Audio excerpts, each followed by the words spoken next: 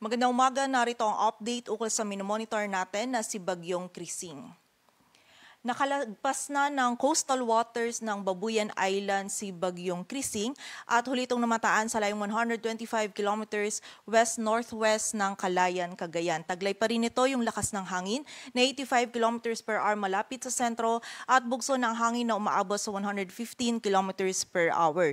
Ito'y kumikilos pa kanluran, hilagang kanluran sa bilis na 15 kilometers per hour at bagamat nga po mas malayo or papalayo na ito sa anumang bahagi ng ating kalupaan, ay hagip pa rin po ng mga malalakas na pag-ulan, maging ng mga malalakas na hangin na dala nitong ni Bagyong Krising yung malaking area ng Northern Luzon. At bukod po dito ay patuloy din itong pinapalakas pa rin yung habagat, kung saan yung habagat naman yung patuloy na magdudulot ng mga pag-ulan, lalong-lalo na dito sa may western sections ng Central at Southern Luzon, maging sa western section din ng Visayas. So patuloy pa rin pong pag-iingat para sa ating mga kababayan. At ayon nga dito sa ating latest forecast track analysis ni Bagyong Krising, patuloy po itong kikilos generally pa west-northwestward. Palayo na nga po dito sa anumang bahagi ng ating kalupaan. Ngunit may kita pa rin po natin dito sa ating image, itong area under shaded yellow. Ito pa rin po yung sakop ni Bagyong Krising. So malaki pa rin po yung sakop ni Bagyong Krising at malaki pa rin po ang bahagi ng Northern Luzon yung makakaranas pa rin po ng mga malalakas na hangin na dala nito ngayong araw. And bukod po dito, meron din pa rin mararanasan ng mga malalakas na pag-ulan. And in-expect po natin this morning or this early afternoon ay lalabas na nga ng ating area of responsibility si Bagyong Krising. Ngunit meron pa rin pong posibilidad na kahit nasa labas na ito ng PAR, dahil nga po malaki yung sakop nito, posible pa rin pong mahagip ng mga malalakas na hangin and also ng mga pag-ulan, lalong-lalo na itong northwestern section ng Northern Luzon. Kaugnay nga ng hangin na dala ni Bagyong Krising, bagamat nabawasan na po yung ilang areas natin under wind signal, meron pa rin tayong wind signal number 2 sa Batanes, maging sa northern portion ng Cagayan, dito sa Babuyan Islands, maging sa Ilocos Norte, sa northern at central portions ng Apayao, maging sa northeastern portion ng Abra. Samantala, wind signal number 1 naman sa rest of Cagayan, sa northern portion ng Isabela, maging sa rest of Apayao, rest of Abra, Kalinga, Mountain Province, Ifugao, maging sa northern portion ng Benguet, Ilocos Sur at sa northern portion ng La Union, kung saan itong mga areas na nabanggit po natin ngayong araw patuloy pa rin makakaranas ng mga malalakas na hangin na dulot ni Bagyong Krising at posible pa rin po ito magdulot ng mga damages, lalong-lalo na sa mga structures na gawa sa light materials and also sa ating mga pananim. So patuloy pong pag-iingat para sa ating mga kababayan. Samantala, bukod po dun sa mga areas natin under wind signals, dulot naman po ng habagat ay makakaranas din ng bugso ng mga malalakas na hangin ngayong araw. Itong area ng Metro Manila, Central Luzon, Calabarzon, Bicol Region, Mimaropa, maging yung buong bahagi ng Visayas at yung malaking bahagi din po ng Mindanao. Samantala, magpapatuloy po itong mga bugso ng mga malalakas na hangin na posible nating maranasan bukas at sa Lunes dito sa Metro Manila, maging sa malaking bahagi pa ng Luzon at Visayas at sa may western section ng Mindanao.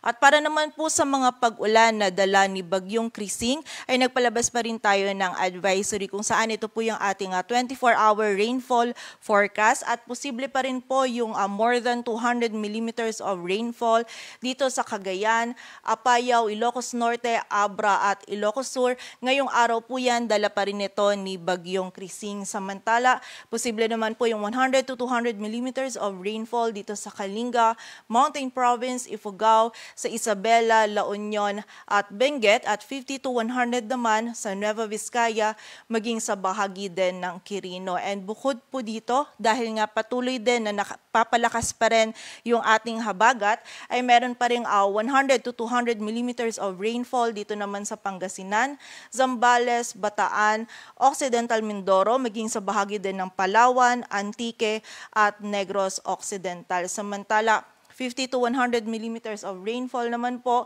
dito sa Nueva Ecija, Tarlac, Pampanga, Bulacan, Metro Manila, Cavite, Rizal, Laguna, Quezon, Batangas, Oriental Mindoro, Marinduque, Romblon, Aklan, Capiz, Iloilo, Guimaras at Negros Oriental. Kung saan ngayong araw nga po, malaking bahagi pa rin ng ating bansa ay makakaranas ng mga pag-ulan, lalong-lalo na po yung mga areas natin na nabanggit natin dito, halos tuloy-tuloy po, lalong-lalo na po yung mga areas under red po is halos tuloy-tuloy na mga malalakas na pag-ulan yung mararanasan pa rin po ngayong araw.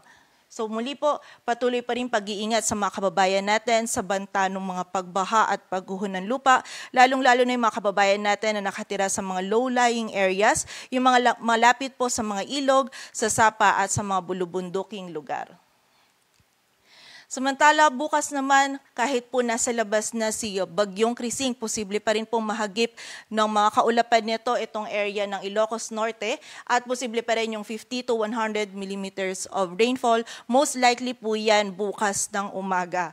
So, bukod naman po dito, yung habagat patuloy pa rin magdudulot ng 100 to 200 millimeters of rainfall dito sa Zambales, Bataan, Occidental Mindoro. Samantala, 50 to 100 naman dito sa Pangasinan, Tarlac, Pampanga, Bulacan, maging dito pa rin sa Metro Manila, Cavite, Batangas, Oriental Mindoro, Romblon, Aklan, Antique at sa bahagi din po ng Palawan. Samantala, by Monday naman, wala na po tayong pag-ulan na dulot ni Bagyong Krising, ngunit yung habagat, ina-expect natin patuloy pa rin itong magdudulot ng mga malalakas na pag-ulan, lalong-lalo na dito sa area ng Zambales, Bataan at Occidental Mindoro. So muli po, doble ingat pa rin para sa ating mga kababayan and makipag-ugnayan po tayo sa ating mga LGU para sa aksyon na kailangan nating gawin para sa ating kaligtasan. Samantala sa kasalukuyan naman po ay meron tayong mga heavy rainfall warning na inisyu ng ating mga regional offices. Ito po ay as of 5 a.m. today kung saan meron pa rin tayong red warning dito sa bahagi ng Ilocos Norte, dulot po ito ng Bagyong Krising. Samantala orange naman po sa ilang bahagi ng Cagayan, Babuyan Islands, Abra, Apayao, Ilocos Sur. Samantala yellow warning naman po dito sa may La Union, sa may ilang bahagi ng Benguet, maging sa Pangasinan. Samantala, yung malaking area naman po ng Zambales, Bataan, maging yung ilang areas pa ng Central Luzon, maging dito po sa Metro Manila, Cavite, Batangas, ay meron naman po tayong nakataas na orange warning. Dulot naman po ito ng habagat. Samantala, for this area naman po may red warning tayo, dulot naman pa rin ito ng habagat dito sa Occidental Mindoro, sa Antique, maging sa ilang bahagi po ng Palawan. Samantala, may kita din po natin naka-orange warning din itong ilang bahagi pa ng Panay Island and also itong ating Negros provinces. So mag-update pa rin po yung ating mga PRSD. And para po sa mas kumpletong impormasyon, bisitahin lamang yung ating website panahon.gov.ph. And paalala po sa mga kababayan natin, patuloy pa rin pong pag-iingat dahil nga patuloy pa rin po makakaranas ng mga malalakas na pag-ulan, lalong-lalo na ito pong mga areas na nabanggit po natin. Para naman sa lagay ng dagat baybayin ng ating bansa, meron po tayong nakataas pa din na gale warning dito sa Batanes, Babuyan Island, sa northern coast ng Cagayan, maging sa Ilocos Norte kung saan hindi pa rin po natin pinapayagang pumalaot yung mga kababayan nating mga isda, pati na rin yung may mga maliliit na sasakyang pandagat. And bukod po dito, meron din tayong minimal to moderate risk ng storm surge or yung daluyong dito po sa area yan ng Batanes, Cagayan kasama ng Babuyan Islands, Ilocos Norte at sa northern coast ng Ilocos Sur. Kung saan pagiging alerto po para sa mga kababayan natin na nakatira dyan sa mga baybayin po and makipag-ugnayan din po tayo sa ating LGU para sa mga posibleng paglikas. Patuloy po tayong magantabay sa updates na ipapalabas po ng Pag-asa at para sa mas kumpletong impormasyon, bisitahin ang aming website pagasa.dost.gov.ph maging yung panahon.gov.ph. At yan po muna ang latest dito sa Weather Forecasting Center ng Pag-asa. Grace Castanyada, magandang umaga po.